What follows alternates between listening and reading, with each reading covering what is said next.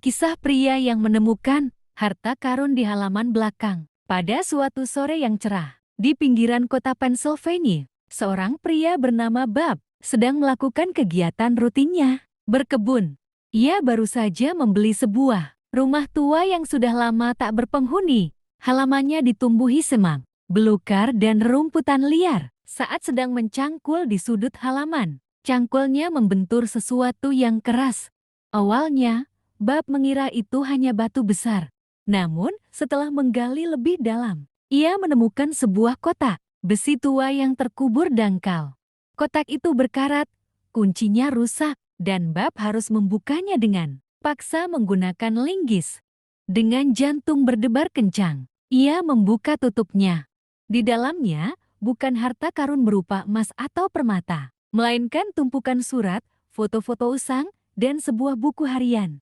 Semuanya milik seorang wanita bernama Sarah. Bob tak mengerti mengapa benda-benda ini begitu penting sehingga harus dikubur. Bob lalu membaca buku harian itu. Ia menemukan bahwa Sarah adalah seorang wanita yang penuh semangat. Ia adalah seorang perawat di sebuah rumah sakit selama Perang Dunia Kedua. Surat-surat itu sebagian besar adalah surat cinta dari seorang prajurit bernama James. Surat-surat itu bercerita tentang mimpi mereka untuk menikah, membangun keluarga, dan menua bersama.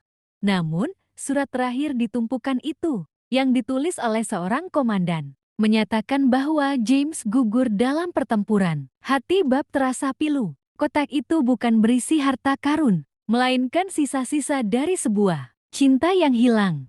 Ia kembali membaca buku harian itu dan menemukan bahwa Sarah mengubur kotak itu di halaman belakang sebagai simbol bahwa ia mengubur kenangannya karena terlalu menyakitkan untuk ia simpan.